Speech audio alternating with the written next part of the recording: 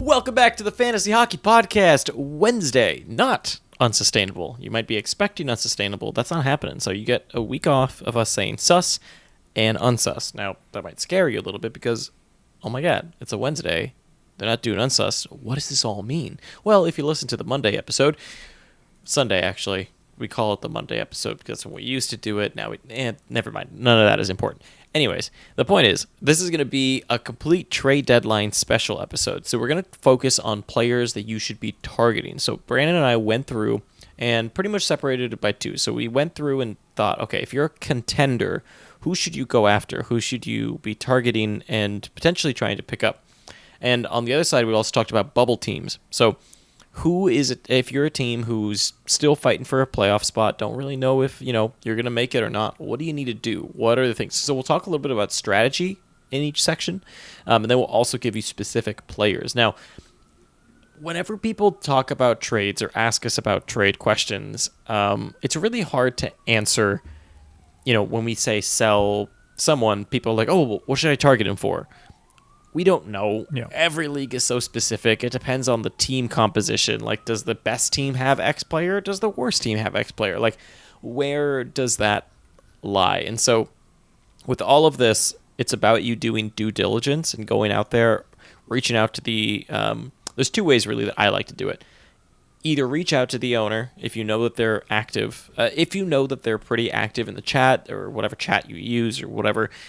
If they're active, I think you should always reach out first as opposed to just sending something. I think reaching out is an easy way to not offend them and not get any trade done. If they're not very active, then I think you've got to send out what you think is a first fair offer and kind of work through that. But it does require you to be proactive. We can't give you players to trade away to get these players that we're going to recommend. That's really tough. But we at least give you players to look at. You can look at them. You can look at them, but you might not have them. But hey, sometimes looking is all you need. Okay, so let's start off first. I just want to talk overall strategy. What do you do as a contender, going into the trade deadline? What do you try to do as a contender? Yeah, so if I'm trading as a contender, honestly, usually as a contender, I'm not doing much. But there are situations where you can, I feel like saying take advantage of is not necessarily the right verbiage, but there's people in tough situations, especially in a year like this, and especially in what's been going on very recently with so many games being canceled due to yet another run-in with COVID. There are certain teams that just can't afford that anymore.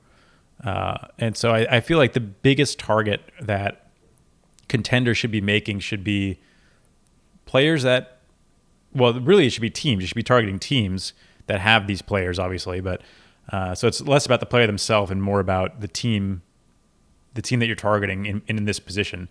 So let's say you have a team that has Pastrnak, right? And they're on a bubble team, for example. If you're a contender, you see a bubble team with Pastrnak, how is that team? They're probably not in real good shape. We're talking most leagues probably have 2 or maybe 3 weeks left before they get into the playoffs, if they're not even closer than that. If you're in 7th and 6th make the playoffs, which is pretty typical, and you have Pastrnak, like, you need to be thinking about some hard decisions here. And that's where a contender can take advantage of that situation. And that doesn't mean to, fleece them necessarily. It just means that Pasternak's a very good player, and this team needs to be able to compete this week and next week and maybe one more week before to even make it into the playoffs. If they don't make it into the playoffs, the show's over anyway. So I think it's a matter of seeing the people that need to make these kind of more rash moves and seeing how you can benefit from that, even if it costs you this week. Like, who cares if you already feel like you're close enough to locked in? Mm-hmm. Yeah, and I think a big part of that as well is the fact that that's your pitch to the person, right? It's like, look, you got to make it. And mostly when you're a contender, normally I see the contenders float two ways. One, you're being propped up by really, really good players, and you happen to get all your top 5 picks right, and they've carried you through. That's one way that a lot of times a contender will survive. Or you can be a contender by just being a really balanced out team. Sure, you have top players, but you also have really good players you picked up from the wire. This one's more likely, by the way. You picked up really good players from the wire that have just been really good and most likely consistently good, so that's why you're in first place. So what happens is that a lot of times when you're talking to these teams like Brandon's saying, right, where Apasta is going to be out for a while or something like that, you have a player that's been good for a minute, is putting up results now, and that is attractive to a team that needs to make the playoffs. Like Brandon said, if you don't make it, who cares if you have Pasta or not, And not saying that Pasta is a guy that I would target, but just that idea of like that team's in trouble. Yep. So let's start off knowing that. And the other thing I'll say, last thing, is as a contender, you can take more risks because your team is clearly done well. So you can take on a player that should have been really good that just hasn't found his form yet, if you believe that they're going to turn it around. And there's a few that I have that that's how I am. I'm like, you know what? They could turn around. But the thing is, it's not about them turning it around. It's about, can your team manage if they don't? And there's a much more likelihood that your team, who's already in the playoffs, can manage that risk, whereas a team on the bubble cannot manage that risk and that inconsistency, right? You're just banking on, will they find consistency in the playoffs? That's your gamble. And a lot of times it can be really, really worth it. I did it with Patrik Laine last year. It didn't work out for me, but I liked the idea behind it. I didn't have to give up much. I just knew that if Patrik Laine decided to be who Laine can be during the playoffs, I'd be in the money. Worst case, I drop him and, it is what it is. And so that's another angle to remember when you're top of the table. And of course, like we said, I think on the Monday week preview episode, be really careful about composition. Do not screw up what you've got going. That's the biggest thing I see so many people do, is they try to make these massive trades because there's big names included, but it destroys their team composition across different categories, especially in a categories league. It just destroys it. And now you can't compete. Sure, you have big names, but now you're losing certain categories that you weren't before. So something to look out for. So with that said, let's move into the players that we kind of found. So I'll let you start with one or two of your buy targets. So my first one, this would be for Contender, is Jeff Petry, weirdly enough. And I feel like you may be thinking, why Petry? Like, he's not going to come cheap. No, he's not, probably. But this, again, is a situation where you're not necessarily looking for Petry exactly. You're looking for a bubble team that has Petry on it. The reason is Petry has his next 4 games postponed. Really, anybody on Montreal is a relatively good target, but I feel like Petry's the top of the options. I can't really think of who else I'd want more. I actually had Brendan Gallagher in here for a minute, but like his season's just not been good enough. I feel like last year's Brendan Gallagher probably would be a good target and like a pretty reasonable one. But this year's, with his lack of shooting and his lack of everything else other than hits, kind of makes him a little bit of a harder sell. But I do think that Petry is kind of the gem to go after. And it's a really easy sell from, a salesman perspective to tell a team that, like, hey, what do you plan to do with this guy that you can't stash and is not going to play a game for you for, the rest of this week and part of next week, possibly. Maybe not part of next week. I mean, again, we're recording this on Tuesday night, so they are missing a game not tonight. They're missing a game tomorrow, and then throughout until the 30th. The 30th is their next scheduled game that's still supposed to be played. So that brings them into next week, and they only have 3 games next week. Sure, they're against Ottawa, but it's only 3. It's not super good either, considering how many teams have 4 games the next week. Yeah. So I think that sell is pretty easy from like why this person should trade you Petry. Interesting. I've also got a defenseman as my first one here, and it's a little bit different. It's Shea Theodore on the Vegas Golden Knights. I had him as well. Yeah. On one hand, it's very easy. See, there's another little caliber of player here that you can go after as a contender. The other caliber of player is someone who someone might think they're selling high on, like Shea Theodore. And one thing with Shea Theodore is that Pietrangelo is out. I don't know why I couldn't say that so easily. But Pietrangelo is out, and there could be a possibility that the owner thinks, oh, well, when Pietrangelo comes back, Shea Theodore's value is going to go down, or they think they're selling high, or whatever it is, right?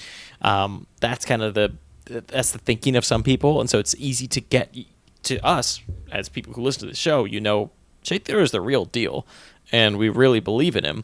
And I think he's going to continue to produce, and Vegas continues to have off nights. So he's a guy that I'd go and pay what he's currently doing, right? Like I'd pay the price for whatever he's currently achieving. I paid a first-round pick and got back Shea Theodore and a fourth-round pick in my keeper league, and I thought that was totally worth it. Maybe a slight overpay, but one of the things that Shea Theodore brings you in many ways is consistency and a very good ceiling along with those off nights. So all in all, I think Shea Theodore is just a guy that you can go after, and there is a very real possibility that you can get. And he's still one of those top offensive defensemen. So I actually have Jonathan Marchessault on here as well for a couple of reasons. One being that like he's playing better, his minutes and shots have both increased, and point production has come with it. But the real reason is that Vegas has an extremely strong playoff schedule. I'm judging the schedule assuming that you're not playing the final week, but even if you are, they have 4 games in the final week as well. So they're just strong throughout. They have 4 games from. If you're let's say you end your league 1 week early, which you usually should. I don't know about this year, but usually the last week is just too much of a wild card, too many benched players. So assuming you're ending on May 2nd, Vegas Golden Knights have the entire playoffs 4 games a week. They're the only other team that has that is Minnesota.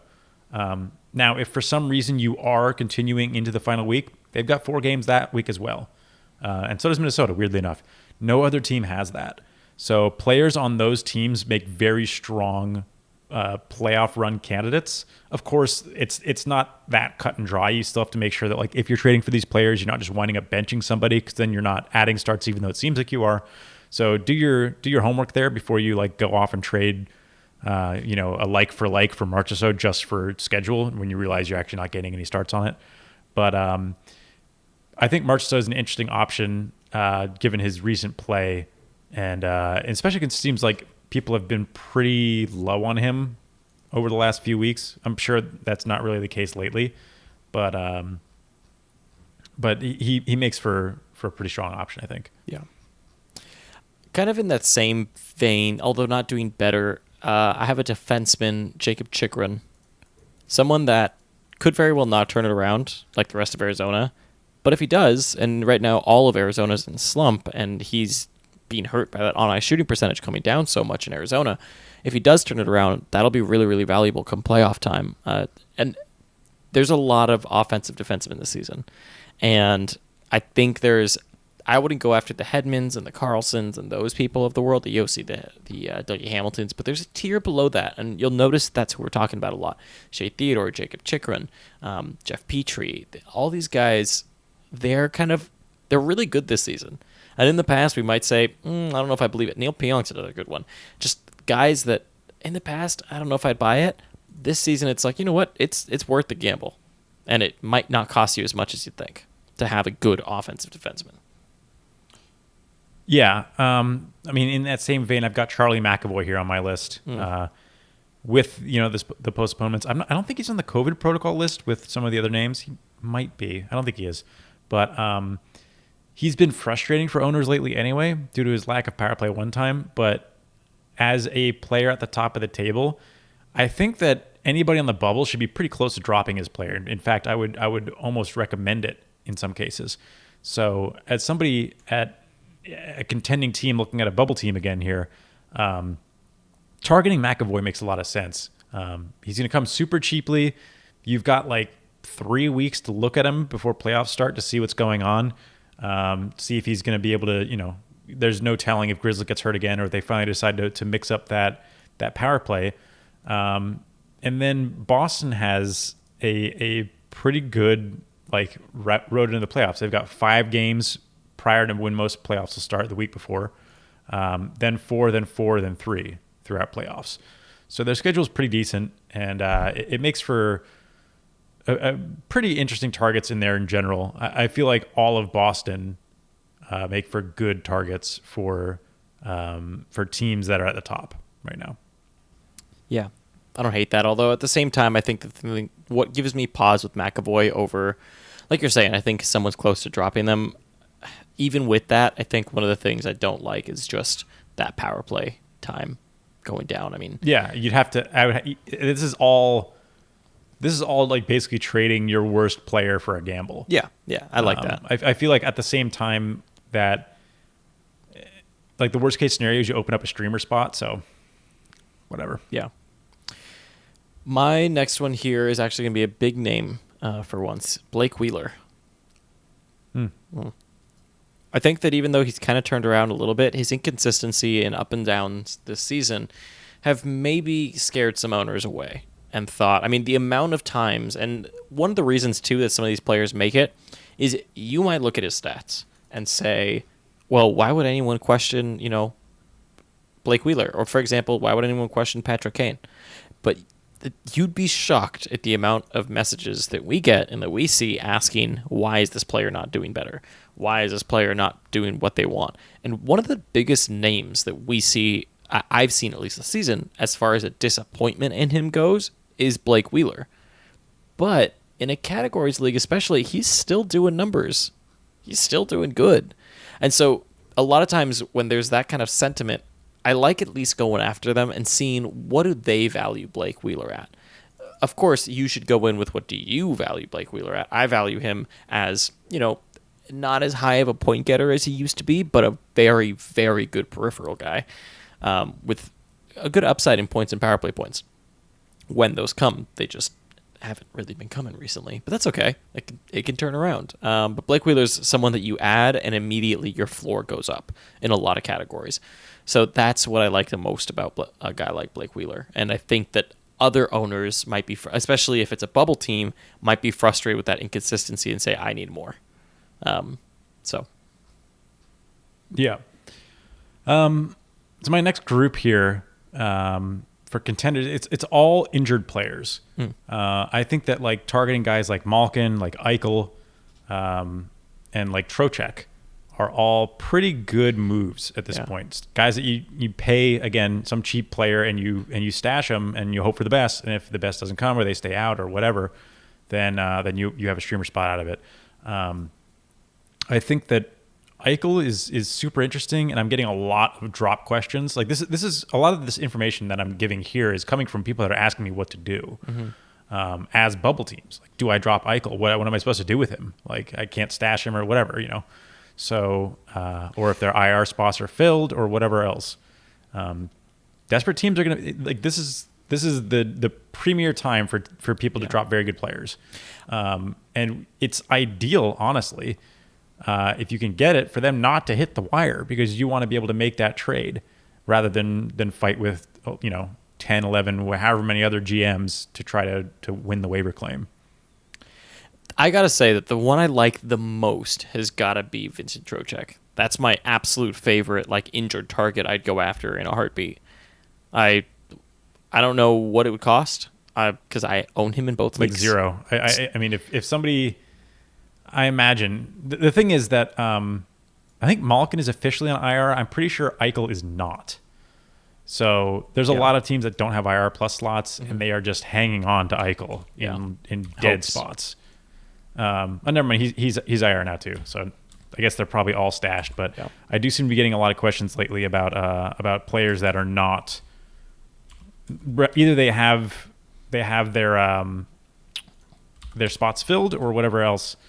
Trocheck. Trocheck's been out this whole time. He's not on IR. So maybe he is the best target because of that, especially because I know a lot of leagues will kind of mix IR and IR plus slots.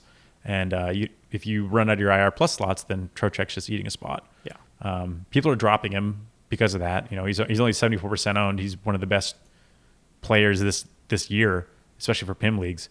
So it's hard to tell where he's at. I mean, he's practicing with no contact jersey, but that would make me think that it's pretty likely he'll play in the playoffs. Yeah. The fantasy playoffs. Agreed.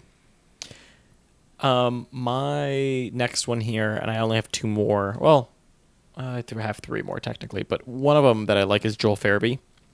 A very cheap option, especially with Philly playing so poorly. I've seen a lot of really cheap trades for Joel Farabee. And like we talked about, he was on sus high that last episode. And for a long time, he was unsustainably high. And I think a lot of people still think that about him. Even I sometimes do too. Someone offered me Fairbairn. I was kind of like, I had to look him up and be like, is he actually still like, is he sustainable now? And he is. And I think that because a lot of owners are probably still going to be thinking, he's unsustainably high, I'm at least getting rid of him for something. And he might be, borderline drop candidate for some people. And especially in points leagues, Joel Farabee is an interesting option. Along with that, I actually like JVR a lot as well. But both of them are good. I just think that Joel Farabee will cost less and give you, for what it would cost to get the player, Joel Farabee will give you more. Yeah. So I actually misspoke when I said that that Minnesota and Vegas were the only two teams that have 4 games per week in the playoffs. The other team is the San Jose Sharks. Ooh. So I've actually got Brent Burns here. Interesting. And that's not, obviously you're not paying anywhere near what that name entails, or did entail, or whatever. But he's another player that I'm getting a lot of questions about literally dropping. Yeah, he hasn't been great. I mean, he's down across the board, but he's still a pretty serviceable defenseman, despite the fact that he's been so slow. And considering the amount of games he gets, and that you typically need to worry about bench spots less with defensemen, because most people don't carry more than one additional one. He makes for an interesting option. It's kind of like boilerplate, any Shark that you like, but I feel like Burns at the top of the list for me because of what he can give potentially, and because as an offensive defenseman that gives you a little bit more than just points. He shoots a decent amount, not like he used to, but he makes for a pretty interesting target for a GM that's definitely already frustrated with him from wherever the draft position they got him at was. Yeah, I mean, I'm frustrated. I traded away Pacioretty, and he's injured now, and Zibanejad's going off. Yeah. Of course that happens to me. I mean, that's kind of how the season's gone. Of course it does. That's kind of just how it's been. My next one is someone who just came back from injury, and that's going to be Vladimir Tarasenko. I don't really need to go on very much about why I like Tarasenko. I think kind of the pedigree is there. You know who he is. He's still... I like his line with Schwartz and Braden Shen, still getting a lot of times. One thing that I don't love so much is that he's effectively on the second power play. I don't think this will last. I think they're just trying things out because things aren't working out at the moment for St. Louis. He's currently with Jaden Schwartz, Braden Shen, and Robert Thomas. And last game, at least, they played the second power play time because they didn't get as much time. But that is something that's a little bit concerning. But for you as a potential future Vladimir Tarasenko earner, I think that's pretty good. I would love to have Tarasenko. He's still shooting a lot.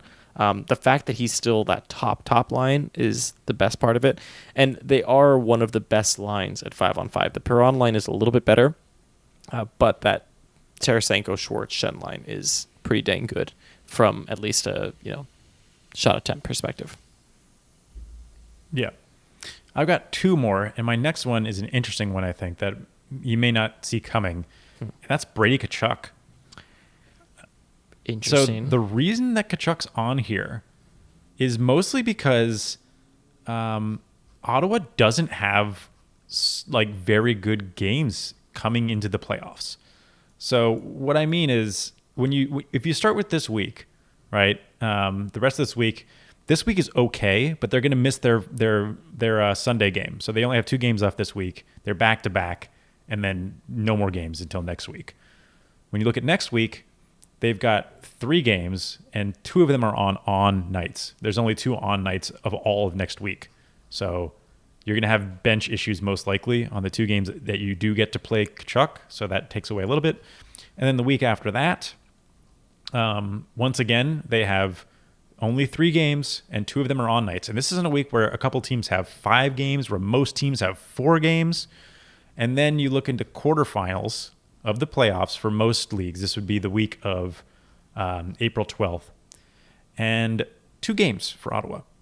So if you do make this trade, you are gambling a little bit that you're going to be able to make it through quarters, or you have a bye, which is perfect. If you have a bye, or maybe your playoffs start the next week because you do use that final week of the season, then this is even better for you. Because that means that whoever has Tkachuk right now is getting the absolute least possible value from him, from a team perspective, from a starts perspective, which is what that's what makes Tkachuk valuable. He gets you such consistent production over every single game. But the easiest way to cut down on Tkachuk's production is take games away from him. He's not streaky like some other players. He's not usually the type to give you 3 points in a given game like a Marner or something like that.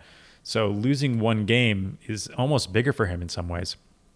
So this will be a sell job, to be honest. If you're able to get Tkachuk, you need to convince the owner they're going to miss the playoffs if they do not trade you Tkachuk, which you can make a strong argument, especially if your league starts their playoffs on the 19th, or if you have a bye. Those two scenarios are the easiest way to get Tkachuk. And similarly, I actually took him off my list, but I'll bring this up later. He's not a target for a contender, but I think that Tkachuk is surprisingly interesting for a contender, and it's funny because this is one where you're going to have to explain why it's a good trade, and you're going to have to offer quite a bit too. Oh, for sure. Obviously. It's not going to come cheap. Yeah, but it's like I said, he's for a bangers league, he's probably the single most consistent player on the planet. Yeah. So, and once you get into playoffs, past that quarterfinal, you're in good shape. He's back to playing. Actually, he plays three in the final, but whatever. At least you get 4 out of him in the in the semis. Honestly, 3 games out of Tkachuk is worth a lot, given his shots and everything. Yep. So I'll take it. Yep. I actually like Tim Stützle. I'm just gonna put it out there, especially in a points league. Yeah. I think he could be really cheap, and he's been really good. He's gotten top power play. He's playing with Drake Batherson and Josh Norris at the moment. I really like that line. Just putting that out there. I really like the idea of acquiring Stützle in a points league. Yeah.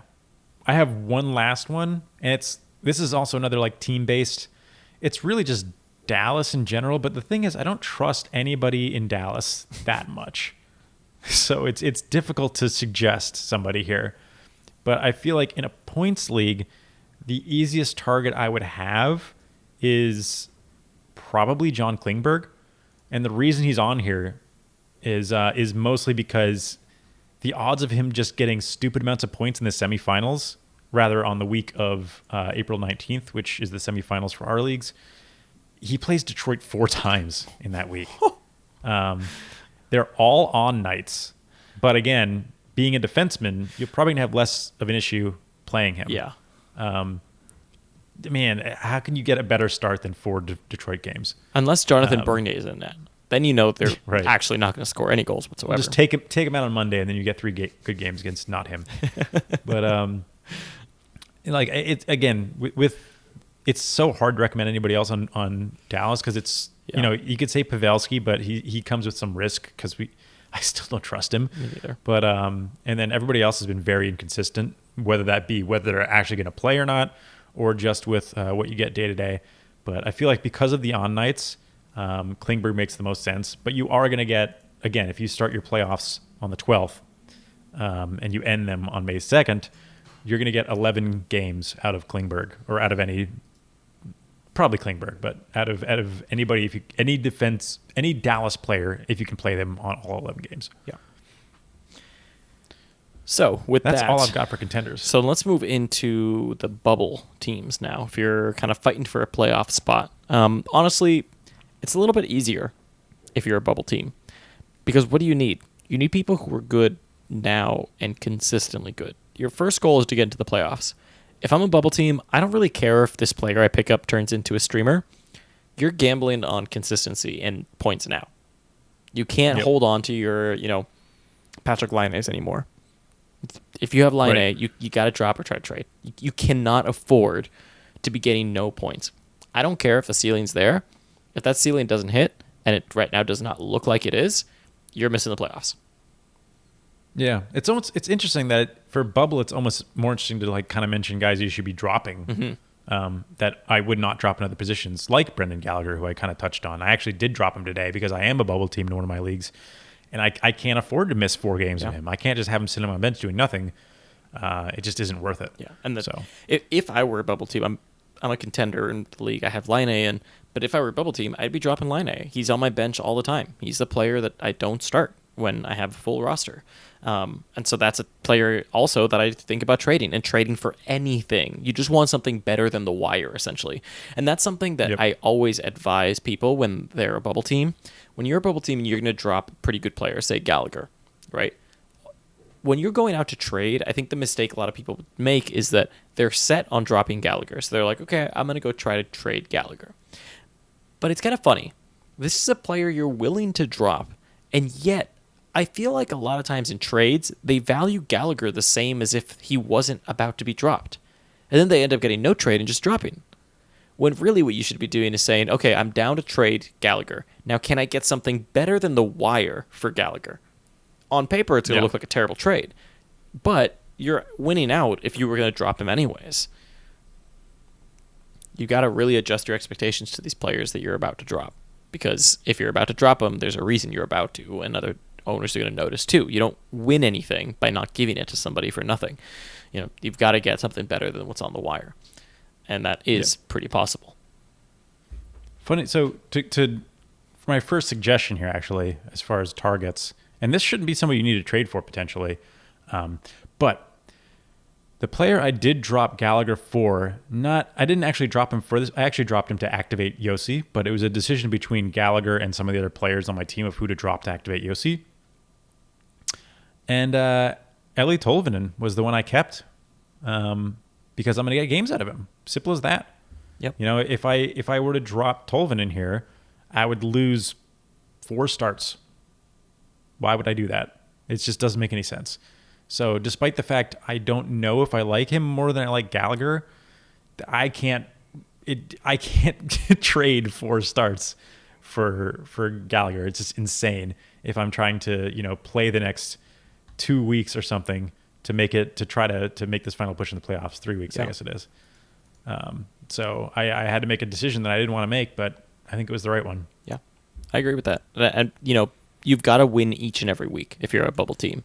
It's getting in. Yeah. And getting in is the goal. I would make this trade, by the way. If you're a bubble team and somebody offers you Tolvanen for Gallagher, I would take it. Yeah. Depending on your score. They're fairly similar as they're playing right now, except Tolvanen is actually doing better from a points perspective anyway. Doing things. Yeah. Yeah. So my first target for the bubble team is going to be Cam Talbot. If you're struggling in net, Cam Talbot is someone who was most likely just recently picked up off wires because he was injured for a long time, also had a little bit of a bad stretch. But he's kind of refound his form, probably going to be a 1A, 1B situation there, but someone that you can probably get cheap and is going to give you a lot of consistency. And along with that also goes Jonathan Bernier, who I've talked about. I know it's a bit of a gamble, but I mean, if you're in a saves league, I don't know of anybody getting more saves right now than Cam Talbot. Jonathan Bernier. So again, it comes down to like when you're out there and you're looking for goalies are expensive. It is hard to trade for goalies. And at the end of the day, you could pay a little bit more and get a semi-better goaltender. But at the same time, is it that much more worth it? No, I'd rather save those pieces for other players if you're really going to go trade crazy. But Cam Talbot to me is probably my favorite goaltender out there that you could acquire as a bubble team that'll give you a little bit more of a better floor from a save percentage and even a saves perspective. Yeah. My next one is kind of it's an interesting option here in that this is a prediction or a guess that Trocheck is not going to get healthy soon enough for it to matter. So that is Martin Necas. Yeah. He is the big benefactor of the absence of Trocheck, and even with Trocheck back, there's if Turbo doesn't come back, right, and we don't know where he's at right now. Concussions are weird. He could still be in good shape. He could still be, Trocheck's not going to take him from top right wing most likely, so it makes sense. The only thing that you'd be worried about is does that bump him from top power play? You can make a pretty good argument that it should bump Stahl, in which case even Trocheck coming back doesn't affect Necas in that scenario at all.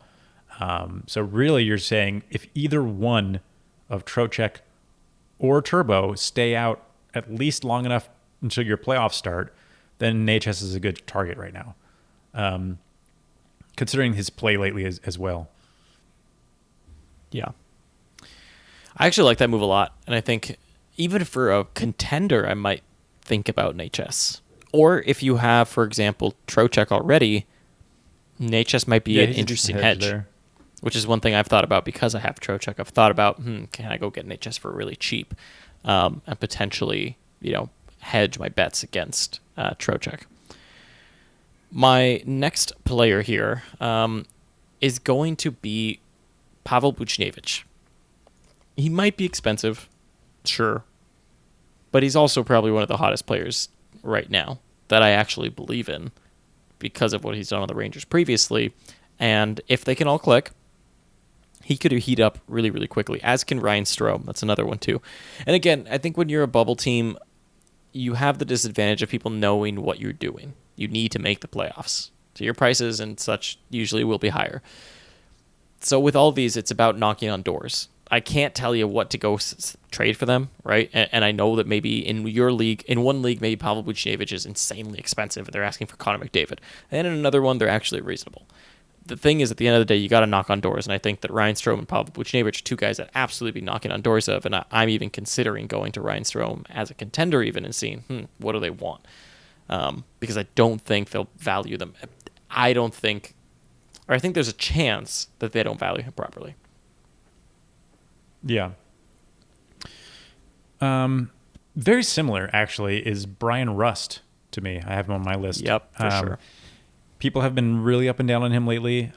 He's another one of those that injuries on the team, they don't quite directly affect him the same way that they do Necas, but they solidify him being in at least power play one role and most likely top right wing. The only real contender he has for that is Kapanen, but I don't think it makes sense for the Pens to move him off that line because he's proven himself to be an extremely valuable player playing alongside either one of Crosby or Malkin. For some reason, it seems like people still don't really believe in Rust. He was slow for a little bit there, but I think he's still given us enough to trust him. And at this point, on the bubble, like with him playing pretty well over his last few games, got to take that risk. Yeah. And then we had talked about a little bit Vegas and how good of a schedule they have and just how beneficial that'll be. So one of the guys that I think would be really cheap as a bubble team, both for the playoffs and just in general, is Chandler Stevenson as an interesting trade target. Most likely picked up and maybe stashed because of good schedule, and that was about it. And there's a good chance that in these next few days, Chandler Stevenson doesn't do as much because of the absence of Max Pacioretty. So his price might come down a little bit. Teams might even be thinking about dropping him already. But Chandler Stevenson is playing on a ridiculously good line. So I wouldn't sleep on Chandler Stevenson, even though he doesn't get the best of power play time. That's the one thing I don't like about him. His 5-on-5 production is very strong. Yeah. Another one I got here is Dustin Brown. So this is a player where he's been hot all season. So he's going to cost more than he probably maybe should technically. But the fact of the matter is, again, you're in desperation mode. The biggest knock on him is that he only plays one more game this week. So if your trade deadline's a little bit later, then I would probably target him for the end of this week, going to next week, try to get him on Monday or something. After that, the Kings' schedule is actually pretty good throughout, so you don't really have any total weak spots if you have a King. And I think that Brown makes a really good target for Bangers Cats leagues, especially considering how good they've been on the power play and how they just seem to improve game after game. Yeah, very much agree with that one. And then I think my last one here is going to be a bigger name. I wanted to have at least one big name for bubble teams that if I were to go out there and target someone, who would I target? It'd be JT Miller. JT Miller would be my absolute, one of my biggest wants as a bubble team if I were just saying, you know what, putting it on the table. There's one more, obviously.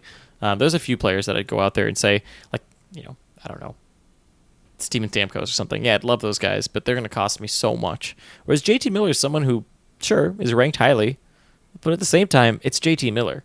And a lot of people don't really rate him all that highly. So he's giving you elite production at the moment, especially in points leagues. Very, very consistent production, even with Pettersson out. So that makes me feel better about when Pettersson comes back. And on top of that, it's just consistency. A lot of consistency from him. And that's kind of what you're looking for. And I don't know what it would cost, right? Like, that's what it comes down to. But at the end of the day, if I had to choose one of the people that I think would be one of the cheapest, but giving you that elite consistency, JT Miller would be up there. Yeah. So I've got a big name. Oh, here we go. This is my last one as well. It is the biggest name, Connor McDavid. Why is he here? Interesting. And I'm sure you're asking. The reason he is here, and this again, like, I don't think you can necessarily make this trade with the number one team in the league, but with the fourth team, there's an argument to be made. Semifinals, there's one team that has 2 games. Every other team has 3 or 4. Actually, 2 teams, but one's Anaheim, so they don't count. But They don't count.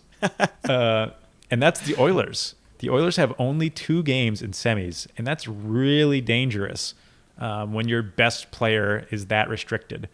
So I actually had one bubble team offer me, also as a bubble team, a trade that was Connor McDavid and Andre Palat for my Austin Matthews and Mika Zibanejad. And I hesitated, honestly, but I looked at it for a while and I was like, I don't understand this trade, because my first thought was like, this is a snap yes. And then I looked through the schedule and I was like, I see what's happening now. Yeah. Toronto's playoff schedule is so much better. You're gaining like 2 starts. So you're looking at essentially, this is assuming you can even survive semis with only 2 McDavid starts. You're looking at the difference of, I think you get, let's see here. Do they have 4 starts? Okay, they do. So you're getting 9 McDavid starts versus 11 Matthews starts. Like, that starts to kind of turn things a little bit. Yeah.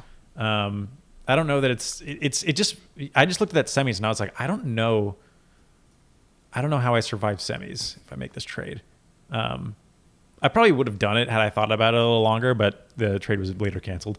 But I do, obviously this is like the hardest sell possible, but if you can get people to realize that the playoff schedule really is not very good for the Oilers, and if they're already concerned, they're starting to look forward, they're starting to figure out who am I likely to play in the semis? Oh, this team that has really good point getters but like weak peripheral guys or something. That's when they can like look at the semis and be like, I might actually be in trouble here. And you can, it's going to take your best player plus, but that might be enough to save you for these weeks and get you into the playoffs. And then you can figure it out from there. Maybe you can squeak by in semis, but you're a bubble team and you got to gamble. Yeah. I mean, it's an interesting tactic. I would love to see someone pull off a McDavid trade that kind of makes sense. It's really, really tough to do. It's probably one of the hardest trades. That one he offered me made sense. It did. I just kind of balked at it. Yeah, I think it made sense. So I think, but if you're a bubble team, are you giving up Matthews and Zib for Palat and McDavid? I think you might. I mean, I think it's better until you get to playoffs. So yeah, I mean, maybe you don't need to give Zib either. Maybe you could change up that a little bit. If you were to do that, well, now that this trade was offered to me before Edmonton lost their games this week. Yeah, that too. But had I taken that immediately, and with the assumption that they would not have lost their games this week, I would be looking at 4 McDavid starts versus 2 Matthews starts for this week, which is where I really needed him. Right, I needed him this week and the next 2 weeks, and then in once I make playoffs, then we're it's a new season. Yeah, you made it. So matters. It was a very good, fair trade offer that involves Matthews and isn't like, involves McDavid and isn't like totally crazy. Yeah.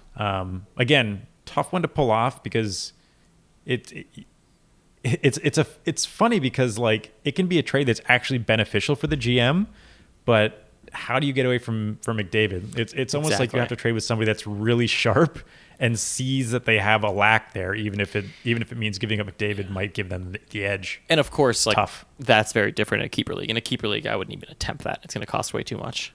You're not prying as a McDavid owner in a keeper league. You're not prying him away from me. I don't care if he has two. Yeah, pretty much everything we said here is like very redraft heavy.